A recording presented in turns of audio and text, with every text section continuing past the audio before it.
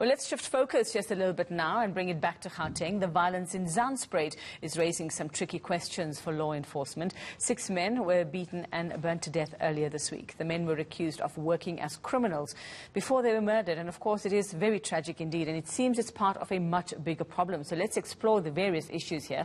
Michael Marillier is at the big screen looking at some of the very pertinent questions. Michael, good morning. You're tracking the latest crime stats. It's very important to look at that. What are we seeing when it comes to this type of crime? Yeah, Uveka, what's really interesting about the crime stats is that the police actually look for causes when it comes to certain types of crime, like assault as well as a murder. It's not always possible to identify a cause, but they do it in certain circumstances, and the stats are really interesting when it comes to so-called vigilante or mob attacks. Let's focus very quickly on the numbers, Uveka. We're going to look at the last 3 months, so essentially January to March, that particular period in 2021. And we're going to start with assault GBH, that's grievous bodily harm. This is really serious attacks on people. These are the causes that the police managed to identify, Uveka. Arguments or disputes. Almost 12,000 assaults linked to that. About 1,600 assaults connected to revenge or retaliation.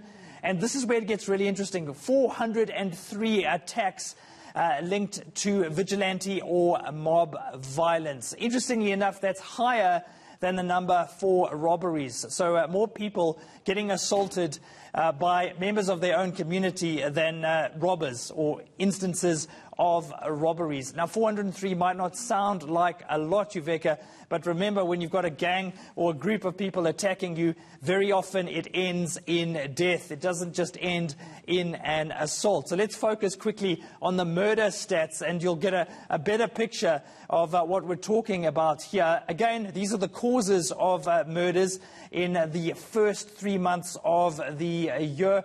Arguments, once again, we're talking about 750 murders linked to that. Robberies, about 340. And then nearly 300 murders connected to vigilante or mob violence. So that's the key number I want to focus on here. And again, it's higher, Uveka, than gang violence. Very interesting, the fact that mob violence outnumbers gang violence when it comes to murders. In fact, when you take a look at the broader figures, Uveka, 6% of all murders actually linked to these vigilante or mob attacks. And the thing is, we don't often talk about this. We often talk about the gangs, and we often talk about taxi violence, for instance. We don't really talk about this sort of thing. And you're right, Michael. I mean, we talk a lot about gang violence, taxi violence as well, which is very rife at some stage, and in particular areas as well. But those figures are telling us that things are very different out there from what we perceive. That's the thing. When you look at the stats, you see it really clearly. Let's focus on that quickly, Uveka. We actually did the maths in terms of, mob violence and attacks, comparing it to gang violence.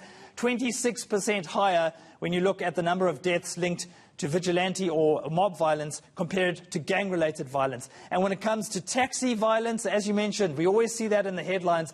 The number of deaths linked to mob and vigilante violence, 3 times higher than those connected to the taxi industry. So perhaps we need to sometimes ask ourselves the question, are we really focusing on the right things, Uveka? Maybe it's difficult to explore this issue because there are so many factors at play. A lot of people are frustrated about crime. They're frustrated with the police.